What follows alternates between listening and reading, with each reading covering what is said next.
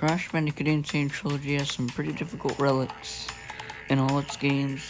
Crash 1 in particular has probably some of the hardest relics in the whole game. So today, I thought I'd make a list, a top 10, about the hardest Crash 1 relics in the Crash Bandicoot Insane Trilogy. So let's get started with this list. So in the number 10 spot, we have UPSTREAM from Crash 1. It's the Platinum Relic. Now, Crash 1 isn't known to be rushed, it's not made to be rushed, not built to be rushed. And thanks to the developers, or something, there's a pretty ridiculous jump in the level that you have to do, and you have to do this to get the Platinum. So I'll just show you now.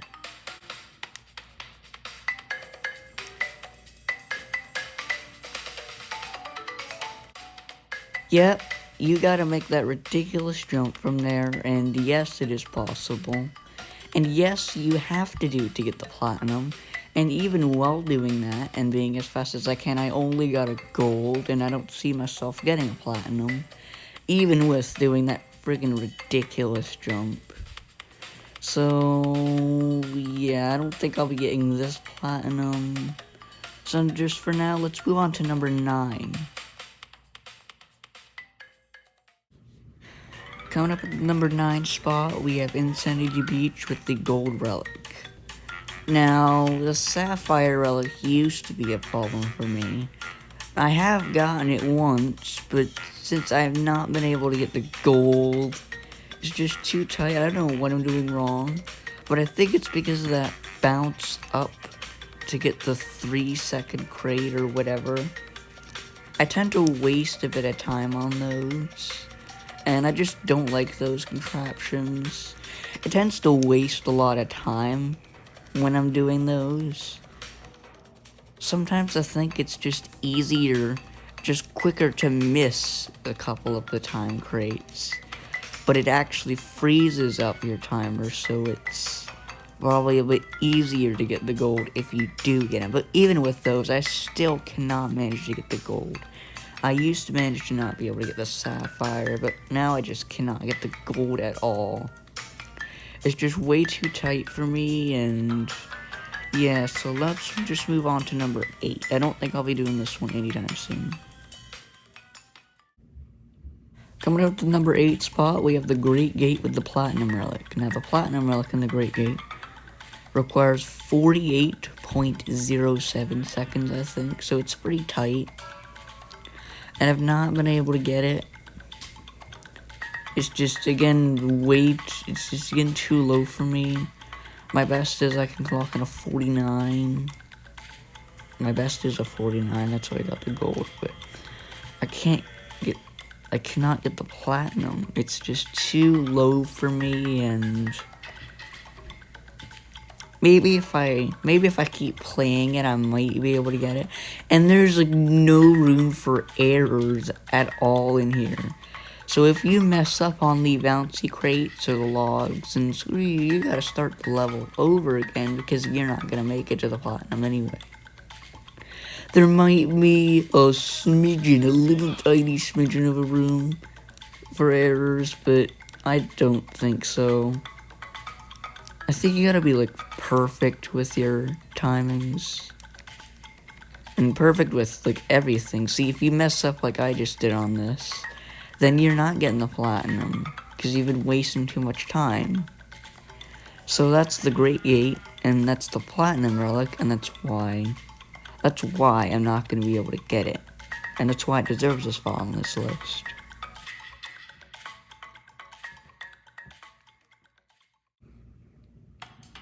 So, coming up in the number 7 spot, we have Jungle Rollers with the Gold and Platinum Relics.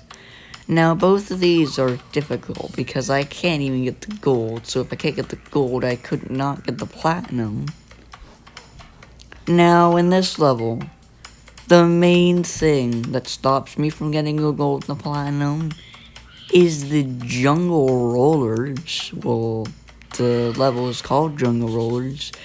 But no, they're like rock shapes. They're like rocks that roll They're jungle rollers. These jungle rollers here. I always find myself having to stop.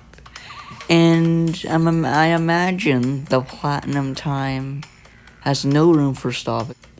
Your starting time probably has to be impeccable. Absolutely impeccable.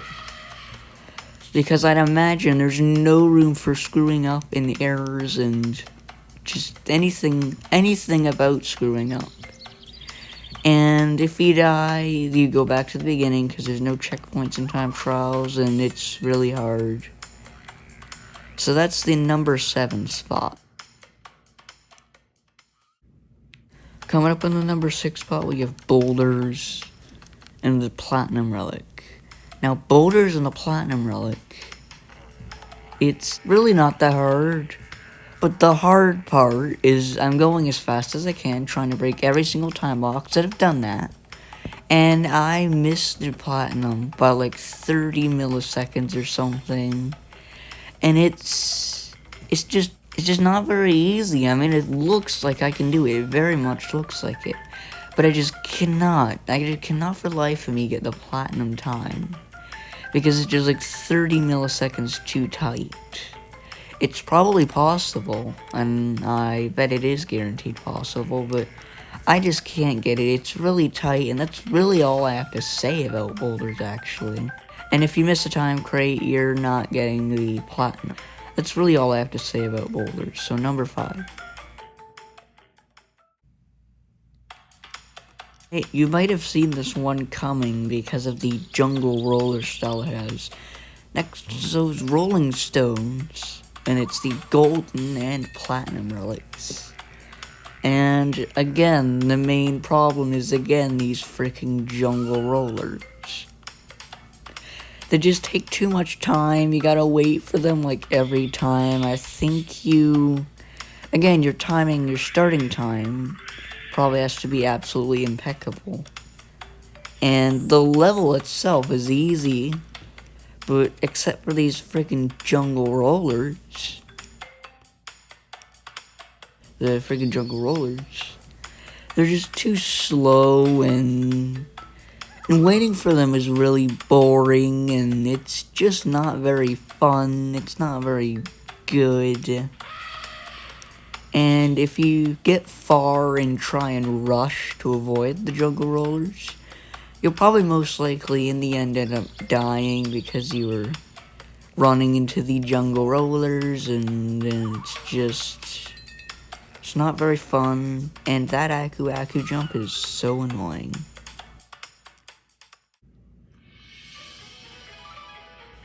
Coming up at the number 4 spot, we have Rocket. Now, Rocket is a kind of jetpack level where you're in kind of space or something, and you're flying around, and let me start off with the controls. The controls are absolute junk. They're just frankly crap controls, and the controls are really all confusing, and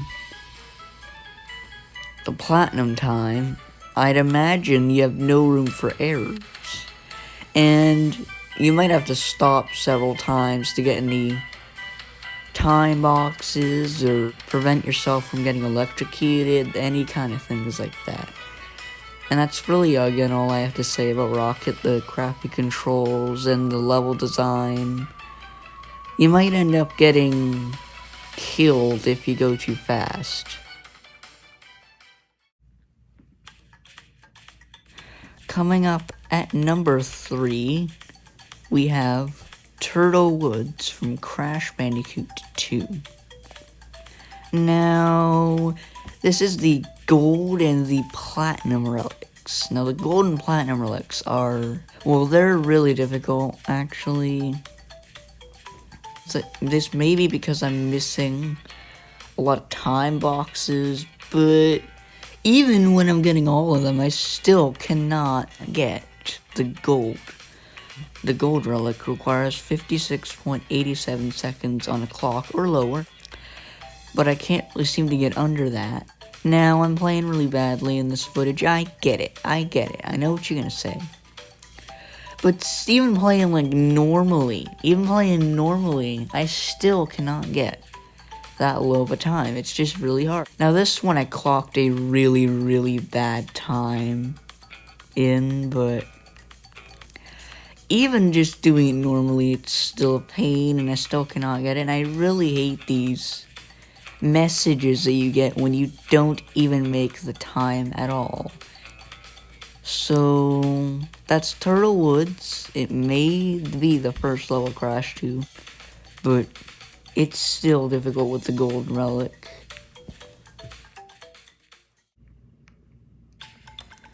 Coming up at the number 2 spot, we have Native Fortress from Crash Bandicoot 1. Now, it's like the Great Gate. It's similar in design, and the music is exactly the same as the original. But the level itself is much harder, and the relic time is much larger, because this level is much longer than the Great Gate, and it's much harder. So, yeah. The relic, the Sapphire, is 2 minutes 55 seconds. The Golden Relic is 2 minutes 25 seconds. And finally, the Platinum Relic is 2 minutes 5 seconds and 80 milliseconds. But I can't even really get the Sapphire, mostly because of 2 obstacles that are in the level. It's the spikes and the flames, which Hitbox is absolutely awful. And I'm not really sure about this, but about the spikes, I don't know in the Platinum, I don't know if you're given any time to wait, or if your starting time has to be absolutely perfect. I'm assuming your start time has to be perfect, but I don't really know for sure. But I'm just guessing because of how tight it looks. So that's Native Fortress. It's pretty difficult. Well, for me at least. All these picks are in my opinion, so you may not find it difficult, but I do. This might be higher on your list. This might be lower on your list. I'm not sure. But even then, the spikes and flames are still difficult. I can be in the air, not even touching the flames. I can still get burned by them. It's just ridiculous. So that's number 2. We're almost done with this list. Almost done. And now, the number 1 hardest relic, in my opinion, in the Crash Bandicoot Insane Trilogy is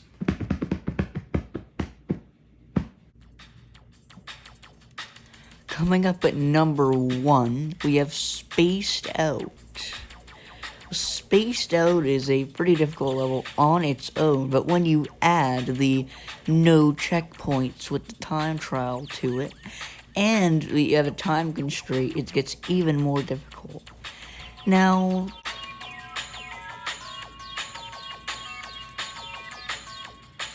I don't think the timer is that big of a problem. It's doing this difficult level in one go, while trying to avoid these stupid crushers and these stupid electrify enemies that electrify you if you don't attack it the right way. And whatever you do, do not take the gem path. There's no crates on it. You'll probably waste your time going to it, and you'll probably end up with an insanely high time when you beat the level if you do consider taking the gem path. So I say stick to the normal route and try and beat the level that way. Either way, if you take the gem path or the normal route, it's still really difficult, and sometimes it's even unfair. Like with these stupid enemies. Yeah, when you're trying to avoid them, you'll probably just get electrocuted if you're too quick. And you gotta be quick, while you're in a time trial, because you have a time limit. Yes, a time limit. Well, what do you expect at a time trial? Anyway, the time limit is not too bad, but it's just doing this doing this level in one go without any checkpoint. That's the whole challenge of it. Well, if you're too slow, the time constraint is a problem, obviously, but still, the difficulty of the level is higher than the difficulty of trying to beat it in the time constraint. I believe the SAPPHIRE requirement for this level is 1 minute and 57 seconds, I think. So I don't think it's too bad, but the sheer difficulty of the level only adds to the difficulty of the time trial. Well, there's a little difficult with the time trial, but the time constraint is definitely not as bad as the difficulty of the level. While trying to avoid that stupid fire discs and also these stupid enemies that electrify you. So that was number 1, and that was my list. So if you did somehow like this awful video, please consider maybe subscribing to me on YouTube, maybe hit the like button. Maybe hit the like button. If you didn't like it, then dislike it. But if you did, and if you want to see more videos from me, I don't know, please subscribe to me. And also, maybe please click that little notification bell so you know, just so you know when I upload these terrible videos. So I will see you in the next video. And I am gonna go rage quit.